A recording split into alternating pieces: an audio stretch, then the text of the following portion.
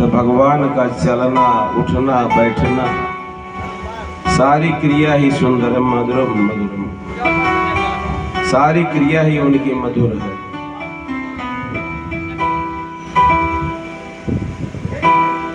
कल आप लोगों ने कल के सत्र में महारास की लीला का श्रवण किया। उस महारास में भोलेनाथ भी आए, कामदेव भी आए आजमाने के लिए कि चलो आजमाया जाए। कामदेव भी विफल हो गए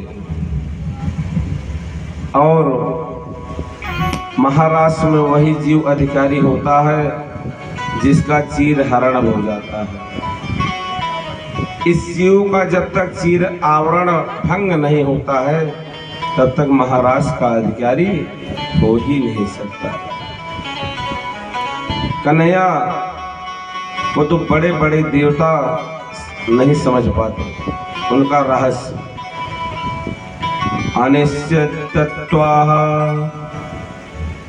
समस्त गोपियां युगल गीत गाई। अब बंसी की वैशिष्ट आपस में एक दूसरे को सुनाते हुए गाती गई। महाराज समाप्त हुआ, सभी गोपियां अपने घर गई। एक दिन कंस का भेजा हुआ अरिष्टासुर नाम का दैत्य बैल बनकर आ गया भगवान को मारने के लिए। कंस जितने भी दैत्य मारे जाते हैं उसके बाद किसी न किसी को भेजता रहता है, षड्यंत्र करता है, जाता है। क्योंकि दुष्ट व्यक्ति का स्वभाव होता है, उसका मन हमेशा षड्यंत्र में ही चलता है। कहाँ क्या पाए, क्या षड्यंत्र कर दें, पड़ोसी से, गांव में, कहीं भी षड्यंत्र, उसका काम ही है षड्यंत्र करना। और जैसे ही भगवान को मारने आया उसी समय कान्हा ने उस अरिष्टासुर नाम दैत्य को पकड़ करके मार डाला, मरोड़ दिया। जैसे भीगे कपड़े को कोई गीले कपड़े को मरोड़ता है ना, मरोड़ करके झटकता है, उसी प्रकार से मार डाला। इधर जब कंस को ये बात पता चली हमारा अरिष्टासुर नाम का दैत्य भी मारा गया, तो मन मलिन है, बैठा हुआ है, चक्कर में पड़ा हुआ है। उसी समय नारद जी महाराज कंस के भवन में पहुंच गए। कहा महाराज क्या चक्कर है, तुम्हारे चेहरे पे तो 12 बज रहा है महाराज, क्या बात है? कहा गुरुदेव क्या बताऊं, बड़े बड़े असुरों को मैंने ब्रज में भेजा, लेकिन जितने असुर भेजता हूं सारे असुर मारे जा रहे हैं। महाराज इस समझ में नहीं आता आखिर बलराम और कृष्ण हैं कौन? नारद जी बोले अभी तक आपको यही नहीं पता है? कहा जो तुम्हारी बहन थी ना देवकी, उसी की 8वीं संतान है कन्हैया, और 7वीं संतान दाऊद जी महाराज हैं। कहा तो गर्भपात हो गया था? कहा नहीं, वो सब खेल है। कहा हमने तो कन्या को मार दिया था। कहा अरे कन्या छोड़िए, वसुदेव ने उस लाला को ले जाकर के नंद के यहाँ पहुंचा दिया था, और वही कान्हा है। देखिए जब नंद ने कान्हा को सिर से अपने लगाया मस्तक से, तो हुआ क्या, सारे जो हाथ बंद थे, पैर बांधा गया था, बंधन जो था तो टूट गया। वैसे ही जब जीव ब्रह्म संबंध कर लेता है ना, इस संसार के बंधन उसके टूट जाते हैं। और जब कन्या को लेकर आए, माया को लेकर जब आए जेल खाने में, तो फिर बंधन में पड़ गए। वैसे ही जीव जब ये माया के चक्कर में पड़ता है ना, तो फिर इस संसार के बंधन में पड़ जाता है। आज कहा महाराज वही तो ये बलराम और कृष्ण है और कोई नहीं है। हाँ महाराज हमको तो मालूम ही नहीं था। अब क्रोध के मारे कंस का बुरा हाल हो गया। निशात मासीमा दत्त वसुदेव जिंघासया निवारितो नारदेन तस्तुतो मृत्यु आत्मनः। उसी वक्त कंस ने तलवार निकाली कि वसुदेव और देवकी का वध कर देंगे, जिंदा छोड़ेंगे नहीं। नारद जी ने हाथ पकड़ लिया, कहा महाराज सुनो, जब समय विपरीत हो ना तो जोश से काम नहीं लेना चाहिए, होश से काम लेना चाहिए। कहा महाराज जो आप दोनों वसुदेव और देवकी को मार देंगे ना तो जो दोनों लाडले हैं वो फिर आपके हाथ में आने वाले नहीं हैं। और जब माता पिता आपके बंधन में रहेंगे तो बेटा किसी न किसी दिन एक दिन छुड़ाने जरूर आएगा, क्योंकि माता पिता से अथाह प्रेम होता है बच्चों का। सारा प्रेम छूट सकता है लेकिन माता पिता से प्रेम कदापि नहीं छूट सकता है। महाराज एक काम करो, तुम कुछ ऐसे ही मेले ठेले का आयोजन करो, उसी में दोनों को आमंत्रित कर लो, अब मेले में आ जाएंगे, तुम्हारा काम बन जाएगा। महाराज कंस ने कहा महाराज ये तो आपने बहुत बढ़िया बात बताई, किसी को भेजने की आवश्यकता ही नहीं है, और अगर हम इसी प्रकार से असुर भेजते रहे हमारे तो सारे असुर वैसे ही मारे जा चुके हैं। महाराज बहुत बढ़िया बात बताई। नारद जी ने कहा कि हमारी शुभकामनाएं आपके साथ हैं। ऐसा कहकर नारद जी महाराज अंदर ध्यान हो गए। कंस ने तुरंत बड़े बड़े असुर बुलवाए, आदेश दिया कि वसुदेव और देवकी को पुनः बंदी गृह में डाल दो। वसुदेव और देवकी को पुनः कंस ने बंदी खाने में डलवा दिया। और उसी समय केसी नाम का एक दैत्य आया, महाराज कंस को प्रणाम किया, कहा महाराज एक बार मुझे भी आप मौका दे दो, हो सकता है कि मैं सफल हो जाऊं। कंस ने कहा ठीक है अच्छा भाई, अगर आप जाना चाहते हो जाओ।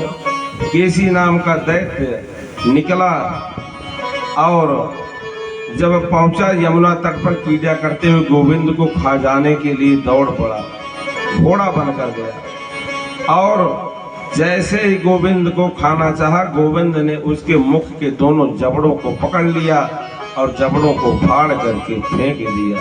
गोविंदाय नमो नमः। कंस ने तुरंत निर्णय लिया अब कृष्ण बलराम को लाने के लिए अक्रूर जी से अच्छा और कोई नहीं है। तुरंत अक्रूर जी के पास एक दूत को भेजा, कहा जाओ महाराज जी ने बुलाया है, ऐसा हो कह के बुला करके ले आई। जैसे ही दरबार में प्रवेश किया अक्रूर जी ने, अक्रूर जी के मन में एक विचार चल रहा है, ये दो जो आए हैं हमको बुलाने के लिए, हम महल में जा रहे हैं, बड़ा दुष्ट है कंस, कभी किसी को कोई तवज्जो देता नहीं है। गृहीत्वा पाणिना पाणिम ततो अक्रूरमुवाच। आज अपने बगल में कंस ने बैठाया। तो दुष्ट स्वभाव के व्यक्ति ऐसे होते हैं, जब काम होता है ना तो बहुत प्रेम करते हैं। अपने पास एक सिंहासन पड़ा हुआ था, उस पर बैठाया और हाथ में हाथ लेकर कहा कि अरे आप कैसे हो। अक्रूर जी की धड़कन तेज हो गई, सोचने लगे जिस दुष्ट ने कभी ठीक से राम राम नहीं किया वो आज हाथों में हाथ रखकर बात कर रहा है, क्योंकि नवन नीच की अति दुखदाई, नीच की संगत बड़ी ही दुखदाई होती है। भगवान जाने क्या संकट आने वाला। सावधान होकर हाथ जोड़कर बोले अक्रूर जी महाराज, तो महाराज कैसी आज्ञा है। कंस ने कहा कि मेरी हार्दिक इच्छा है कि तुम मेरा एक काम करो, ब्रज में जाओ और वृंदावन से कृष्ण बलराम को लेके जाओ, बोलो मेले ठेले का आयोजन किया गया है, नंद बाबा आदि को भी मेले में आमंत्रित करना। और अब अक्रूर जी इस षड्यंत्र को समझ गए, मन ही मन सोचने लगे इस मूर्ख को पता चल गया है कि कृष्ण बलराम कोई और नहीं वही है, वही काल है। आज हाथ जोड़कर बोले महाराज एक बात बता दूं कि हर व्यक्ति के हर मनोरथ पूर्ण नहीं होते हैं। जैसे लोग हर कार्य सोचते हैं हमारा सफल हो जाए, महाराज व्यक्ति तो मनोरथ बड़े ऊंचे ऊंचे बांधता है, पर क्या सारे मनोरथ पूर्ण कर पाएगा, वो तो वक्त ही बताता है महाराज। मनोरथान कौरवत्ये अर्जुनो देवहतानपि युज्यते हर्ष शोकाभ्याम तथा ज्ञाप्याम करो। हे महाराज, मैं तो आपका सेवक हूँ, आपने जो आज्ञा दी है उस आज्ञा का तो हम उल्लंघन कर ही नहीं सकते महाराज। जैसी आपकी इच्छा। अक्रूर जी अपने भवन पहुंचे और रात्रि में विश्राम किया, निद्रा ही नहीं आ रही अक्रूर जी को, उसी चिंतन में है। और प्रातः काल होते ही श्री वृंदावन धाम को चल पड़े। सवेरे के चले, महाराज जी शाम को पहुंचे। जबकि आप पैदल मथुरा से वृंदावन जाइए तो 2 घंटे का रास्ता है, इससे ज्यादा नहीं लगेगा। भूषित्वाम रथमास्थाय प्रभयो नंद गोकुलम। अब राजा परीक्षित सुखदेव जी महाराज से पूछते, महाराज इतना वक्त कैसे लगा, जबकि कंस ने रथ भी दिया था अपना दोनों भाइयों को लाने के लिए, तो सुबह से शाम कैसे हो गई महाराज? कहा सुनिए, कहा कि शरीर तो रथ में था, लेकिन मन जो था वो कान्हा के चरणों में लग गया था अक्रूर जी का। अक्रूर जी महाराज, किम मया आचरितम भद्रम किम तप्तम परम तपः। विचार कर रहे हैं कौन सा कार्य ऐसे भद्र कार्य हमने किया था, इतना अच्छा कौन सा तप किया था। किम वार्थप्यहते रक्तम यदा धृच्छाम्यथ केशवम। कौन सा ऐसा शुभ कर्म किया था जो आज हमको ये अवसर प्राप्त हुआ, श्री कृष्ण चंद्र के दर्शन हमको प्राप्त हुए। और योगी धियांग्रिपंगजम, जिसके चरणों को बड़े बड़े योगी संत महात्मा भी जल्दी दर्शन नहीं पाते, दुर्लभ है। आज हम तो घर पे सोए हुए थे, कंस ने जगाया हमको। कंस कितना भी बुरा हो, लेकिन आज उसको धन्यवाद देना आवश्यक है, क्योंकि प्रभु के मिलन में जो सहयोगी हो, चाहे वो दुष्ट ही हो, लेकिन फिर भी धन्यवाद का पात्र होता है। कंसो बतात कृतम में अत्यु अनुग्रहम। कहा उसके विचार भले गंदे हो, लेकिन कंस ने हमारे ऊपर महान अनुग्रह किया। और यही सोचते महाराज चले जा रहे हैं। आज रास्ते में शुभ शकुन होने लगा, मृगों के झुंड दिखाई देने लगे, शुभ संकेत हुए। तो मन में विचार आया कि प्रभु के दर्शन अवश्य होंगे। कैसा होगा वो क्षण, आज तक हमने सुना है, लेकिन दोनों भाइयों को देखा नहीं है। विचार कर रहे हैं, उनके मछली जैसे नेत्र होंगे और उनके पैर कमल के फूल के जैसे होंगे, रसगुल्ले जैसे गाल होंगे, तोते की जैसी चोंच होगी, सुंदर नासिका, बिंबा फल की तरह उनकी ओठ होंगे। इस प्रकार से कल्पनाओं में अक्रूर जी महाराज उसी रथ पर खो गए। द्राक्षाम नूनम सुकपोल नासिका स्मिता उलोकारुण कंजलोचनम मुखम मुकुंदस्य गुणाल कावृतम प्रदक्षिणम में पचरंद वै मृगः।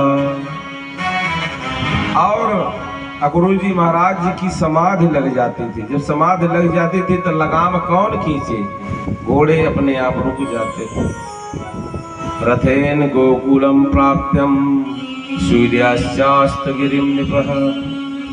वृंदावन पहुंचते पहुंचते सूर्यास्त हो गया। महाराज जब चरण चिन्ह देखते थे, उतर करके साष्टांग प्रणाम करते थे, लेट जाते थे, उस चरण चिन्ह के धूलि को उठाकर अपने मस्तक पर लगा लेते थे। आज सुकोमल चरणों की मरहम पट्टी करते हुए आगे बढ़ रहे हैं महाराज, सारे अंग में लपेट लेते हैं। जब पहुंचे ददर्श कृष्णम रामम च वज्रे गोदोहनम गतो पीति नीलांबरधरो शरदम ब्रुहे क्षणो। दोनों भाई गोद दोहन के लिए जा रहे थे, गाय दोहने के लिए। जैसे शरद पूर्णिमा में चंद्रमा एक साथ प्रकट हो गए, अक्रूर जी महाराज दौड़ करके कान्हा के चरणों से लिपट गए और अशुद्ध धारा बहने लगी। इतनी अशुद्ध धारा बही कि पैर धुल उठे कान्हा का। आज भगवान के पाद पद्मों का प्रक्षालन हो गया अक्रूर जी की आंखों से। चाचा जी को उठाकर गले लगाया, भगवान ले गए अपने घर, दिव्य आसन पर बैठाया। प्राचाल्य विधिवत पादो, विधिवत रूप से पैर धुला अपने चाचा जी का। निवेद्यम गाम चातिथे, गौ माता का दर्शन करवाया। सबसे पहले पैर धुला, फिर गौ माता का दर्शन करवाया। क्योंकि गौ माता का दर्शन इसलिए करवाया कि चाचा जी हमारे घर में दूध दही की कोई कमी नहीं है, इसलिए पहले लोग गौशाले में ले जाते थे कि जो बुरी दृष्टि अगर होगी हमारे घर पे नहीं लगेगी। दूसरी चीज कि कोई अतिथि आएगा तो चाय पानी दही छाछ कुछ मांगेगा तो संकोच नहीं करेगा, उसको पता रहेगा कि गाय लग रही है कि नहीं लग रही है। गौ माता के समान पवित्र कोई नहीं है, इसलिए पवित्रों से पवित्र गौ माता का दर्शन करवाया। किम नूना कुशलम पृच्छे एधमाने गुलामय। अब आप बताइए महाराज, चाचा जी कि मथुरा में सब कुशल से है ना? अक्रूर जी कुछ बोले नहीं पाते, तब तक भगवान बोले हमने प्रश्न ही गलत किया। किम नूना कुशलम पृच्छे एधमाने गुलामय। चाचा जी यदुवंशियों की कुशलता पूछना ही व्यर्थ है, क्योंकि यदुवंशियों के बीच में, यदुवंशियों के शरीर में कंस रूपी कैंसर पैदा हो गया है। और जिसके शरीर में, जिस देश में, जिस राज्य में कंस जैसा कैंसर पैदा हो जाए, उस राज्य के लोग कैसे शांति से रह सकते हैं। सारा वृतांत बताया। कहा महाराज, अक्रूर जी ने कहा उसी कैंसर का इलाज कराने के लिए तो हम आए हैं। कहा कि ठीक है चाचा जी, लेकिन बाबा से ये सब बात मत बताना। अगर बाबा को ये बात पता चल गई तो फिर जाने नहीं देंगे। आज नंद बाबा से मिले, नंद बाबा से बताया कि मेले का आयोजन किया है, मथुरा के राजा कंस ने आप सभी को बुलाया है। गली गली में सूचना हो गई कि जो भी चलना चाहता है मेला देखने, मेला ठेला अगर देखना है तो सब लोग तैयारी कर लें। मेला देखो चाहे सवेरे तैयार हो जाएं। सभी लोगों को सूचना हुई, सब तैयार हो गए। नंद बाबा आदि सब तैयार हुए, रथ तैयार हो गया। नंद बाबा ने कहा चलो कान्हा। कहा कि बाबा आप चलिए, हम आपके पीछे पीछे आ रहे हैं। और जैसे ही गोपिकाओं को ये बात पता चली कि कोई अक्रूर नाम का दूत आया है जो हमारे प्रीतम को ले जाना चाहता है, घबरा गई गोपिकाएं, बेचैन हो गई। कूरस्तम अकूरम समाख्याया अस्मनश्चुरिदत्तम हर्षेवताज्ञवत्। कार्य बहिन, अपने रहते तो हम इसको जाने ही नहीं देंगे। रथ पकड़ लेंगे हम लोग और रथ के नीचे लेट